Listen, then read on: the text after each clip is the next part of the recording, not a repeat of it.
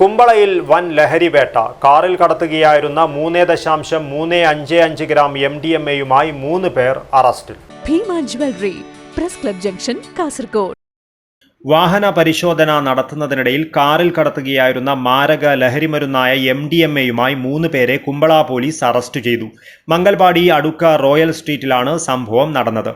മംഗൽപാടി അടുക്ക വീട്ടിൽ അബ്ദുൽ അസീസ്, നെക്രാച്ചെ അലങ്കോള വീട്ടിൽ അബൂബക്കർ KV, മൊഗ്രാൽ സ്വദേശി മുസ്തഫ എന്നിവരാണ് പിടിയിലായത്.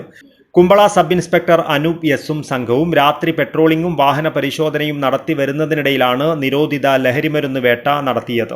അടുക്ക റോയൽ സ്ട്രീറ്റിൽ വെച്ച് അമിത വേഗതയിൽ വന്ന കാറിന് പോലീസ് കൈകാണിച്ചുവെങ്കിലും നിർത്താതെ വെട്ടിച്ചു കടക്കുവാൻ ശ്രമിക്കുകയായിരുന്നു.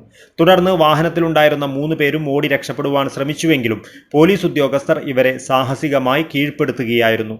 സാക്ഷികളുടെ സാന്നിധ്യത്തിൽ നടത്തിയ വാഹന പരിശോധനയിൽ മുൻവശത്തെ ഡാഷ്ബോർഡിനുള്ളിൽ സിപ്പ് ലോക്ക് കവറിലായി സൂക്ഷിച്ച നിലയിൽ 3.355 ഗ്രാം MDMA കണ്ടെത്തുകയായിരുന്നു.